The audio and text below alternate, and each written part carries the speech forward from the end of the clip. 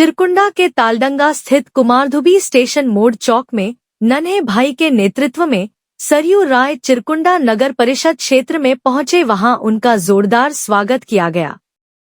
मंच का संचालन समामा ओसाल ने किया और अध्यक्षता और धन्यवाद ज्ञापन कृष्णलाल रूंगटा ने किया।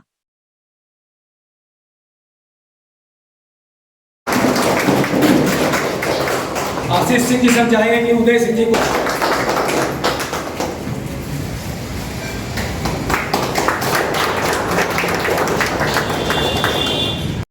में है और मतदाता क्या करे, इस प्रकार से इस राजनीति के इस बदलते स्वरूप को, गिरते चरित्र को इस प्रकार से हम रोके, हम कैसे उसमें हमारी क्या भूमिका हो सकती है, इन सब चीज़ों पर इनका मार्गदर्शन प्राप्त होगा। और मुझे लगता है इनका मार्गदर्शन जो प्राप्त होगा वह आज के दिन में बहुत महत्वपूर्ण भी हम लोगों के लिए होगा। और बहुत होते रहती हैं, गरीब का कहते हैं गरीब के बेटा है। घर में 9 लाइसेंस है आर्म्स का, अब कौन गरीब का बेटा 9 आर्म्स रख सकता है खरीद के लाइसेंस से? कौन गरीब का बेटा ऐसा होगा जिसकी संपत्ति 5 करोड़ होगी? तो कम से कम ये गरीब का तबका अपने ऊपर लगाना तो छोड़ दे। उनका बेटा कुछ नहीं करता है, 7 लाख इनकम टैक्स देता है और 2.5 करोड़ की जमीन का कागज उन्होंने दिया। फिर बता रहे थे विजय जी कहाँ 9 एकड़ बिपिया वाला का जमीन घेरा है। और सही सराय ढेला में कई जगह अपने नाम से जितना लिया उससे अधिक दूसरे के नाम से लिया। कोई भोला साहब का नाम आ रहा है, कम से कम 2 दर्जन जगह पर भोला साहब ने जमीन खरीदा है, उसके रजिस्ट्री का कागज तो मेरे पास है। और 4 साल पहले भोला साहब के पिताजी दुर्गा साहब आटा चक्की चलाते थे। तो कौन ऐसा आटा चक्की चलाने वाला है जो इतनी जमीन खरीद लेगा 4 साल के भीतर में? तो बेनामी संपत्ति है, हड़पी हुई संपत्ति है।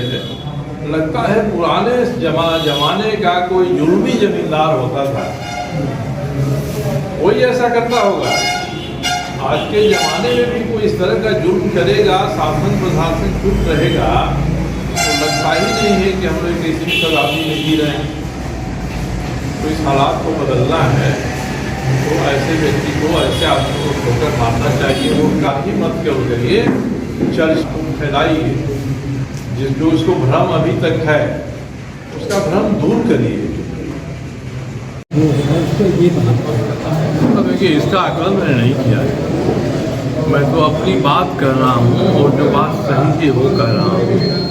अब खालसा होटल के मालिक यहाँ से भाग गए, कृष्णा अग्रवाल को धमकी मिली, मुझे खुद धमकी मिली।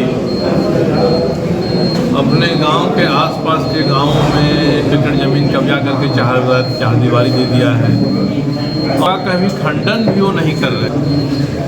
और चुनाव आयोग में कहा है कि नहीं दिया है इसको कि हमारा ये संपत्ति है, तो है किसका? इसलिए हम लोग कहते हैं कि जब योगी जी अगर आते हैं चुनाव प्रचार करने तो कि जो मुद्दे उठा रहे हैं वो इन सबों से ध्यान भटक जाए, इसलिए उठा रहे हैं कि पिछड़ा वर्ग का उम्मीदवार खड़ा हो गया इसलिए विरोध हो रहा है, लोकल उम्मीदवार खड़ा हो गया इसलिए विरोध हो रहा है। तो हम लोग तो यही बताते हैं कि धनबाद में अब तक के चुनाव में ये बातें पहली बार उठ रही हैं। तो जो उम्मीदवार हैं उन्होंने खुद ही बागमारा में कितना अत्याचार पिछड़े वर्ग के लोगों पर किया है, अपने रिश्तेदारों पर किया है, अपने ग्रामीणों पर किया है, जिनकी ज़मीन घेर लिया है वो सबके सब लोकल हैं, एक बाहरी नहीं है। दो चरित्र, दोहरा चरित्र तो नहीं होना चाहिए। लोग इसको जाने समझे, लोगों तक मैं बात पहुंचाने की कोशिश कर रहा हूं। क्या प्रभाव पड़ेगा नहीं पड़ेगा ये लोगों के सोचने विचारने का काम है। दूसरा प्रश्न जी आपसे ये था, इतने सारे दावेदार थे भाजपा, इसमें खेल क्या हुआ है ये कहना मेरे लिए मुनासिब नहीं होगा। मैं वही बातें करता हूँ जिसका मेरे पास सबूत रहता है।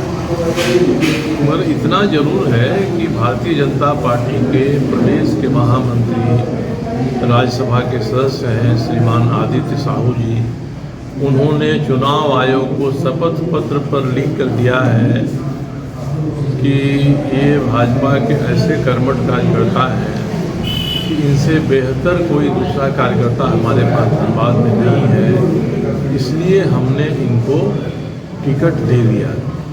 और ये तो भाजपा के कार्यकर्ताओं का सरासर अपमान है। अगर यही गुण है कि 50 से अधिक मुकदमे किसी दूसरे कार्यकर्ता पर दायर नहीं हुए हैं, किसी दूसरे कार्यकर्ता ने किसी की ज़मीन नहीं हड़पी है, कोई दूसरा कार्यकर्ता बागमारा के एरिया 1 से 5 तक 1800 रुपया प्रति टन की रंगदारी नहीं वसूलता है, ये सब बातें किसी ने नहीं किया है, तो बीजेपी की अब यही योग्यता हो गई है तो इस देश में अच्छी राजनीति पर संकट खड़ा हो गया है, जिसमें बीजेपी के अपने पुराने नए साथियों से, कार्यकर्ताओं से, अधिकारियों से कहना चाहता हूँ कि आपके और हमारे आदर्श जो पंडित दीनदयाल उपाध्याय हैं, उनकी बात याद करिए। उन्होंने कहा है पार्टी कोई गलती कर देती है चुनाव में उम्मीदवार तय करने में, तो कार्यकर्ताओं का और जनता का दायित्व है कि उसको सुधार दे।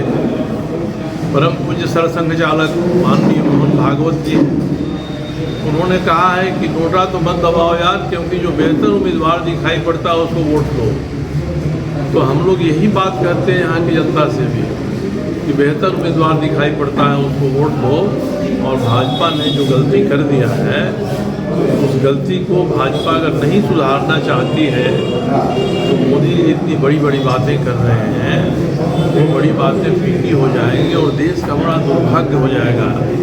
इस तरह का एफिडेविट भाजपा दे अपने कार्यकर्ताओं के बारे में और इस तरह के उम्मीदवार का चयन करे, क्यों, क्या कारण है, ये मुझे समझ में जो भाजपा महिला सम्मान महिला उनके गांव की है, उनके रिश्तेदार है, और उनके जुर्म से तंग आकर आवाज़ उठाया उस महिला ने, तो उन्होंने उस महिला के बारे में जो सब कहा है उसको दोहराना बड़ी शर्मिंदगी की बात है।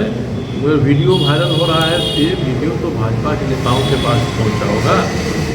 छोड़ दीजिए, वे तो अपने सांसद, वर्तमान विधायक के बारे में जिस तरह की बातें कह रहे हैं, उससे अधिक अपमानजनक स्थिति क्या हो सकती है। इसलिए मैं कहता हूँ कि भाजपा के जो कार्यकर्ता हैं, नेता हैं, वो अपने गिरेबान में झांकें, अपनी अंतरात्मा से पूछें, अपने विवेक से पूछें कि हमको क्या करना चाहिए।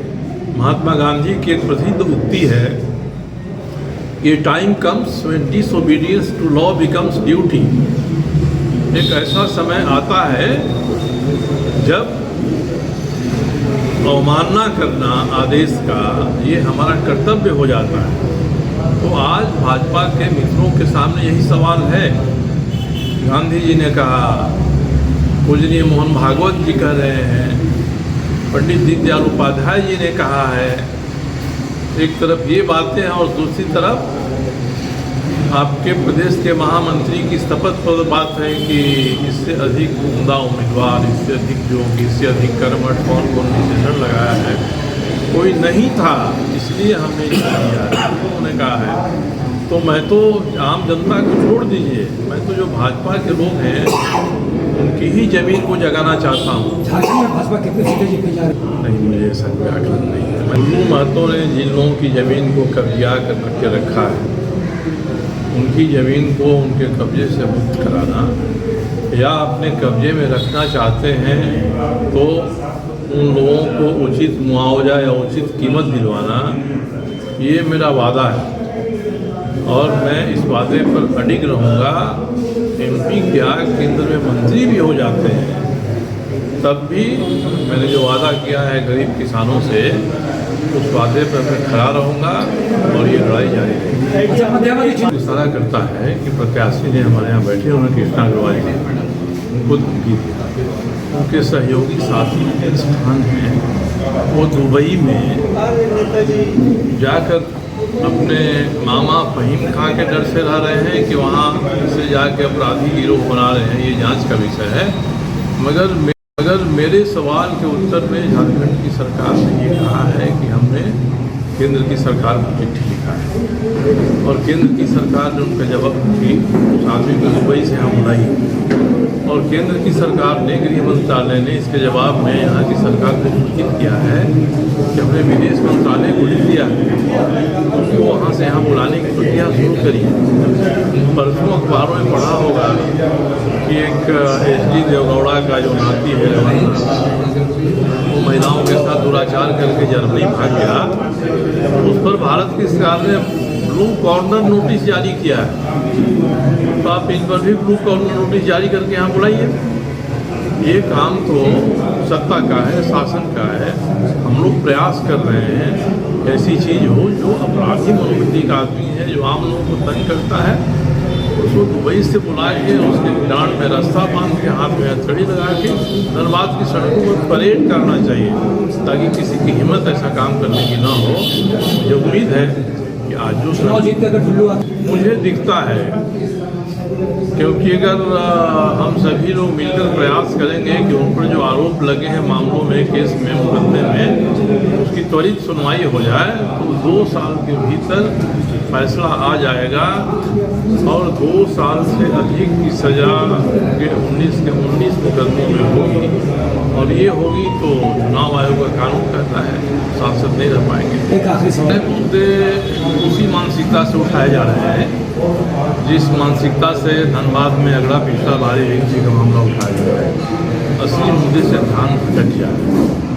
मंगलसूत्र छीन लिया जाना और राम मंदिर में बावड़ी ताला लगा दिया जाना, ये अब कोई सपने में नहीं सोच सकता है, क्योंकि ये सारी चीज़ें सुप्रीम कोर्ट के ऑर्डर से कोई बदल नहीं सकता है इनको।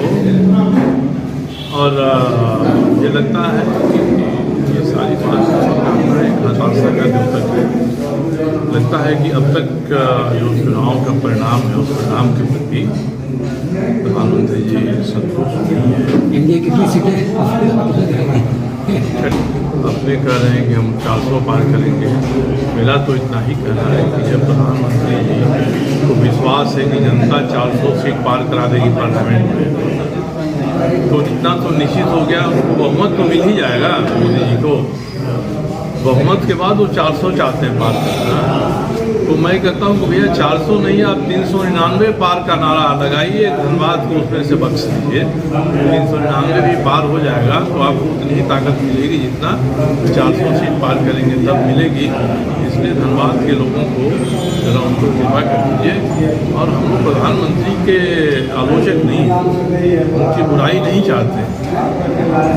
और कई जगहों पर नारे लगते हैं कि मोदी तुमसे बैर नहीं और इस उम्मीदवार की खैर नहीं। केंद्र के खिलाफ नहीं, के खिलाफ वो क्यों है? विधानसभा में उनके साथ बैठते हैं, कभी कभी दुआ सलाम के अलावा उनसे बात नहीं होती है। मगर उनका जो आचरण है, जो इस चुनाव में उनके आने के बाद लोगों ने उजागर किया है, हम लोग उसके खिलाफ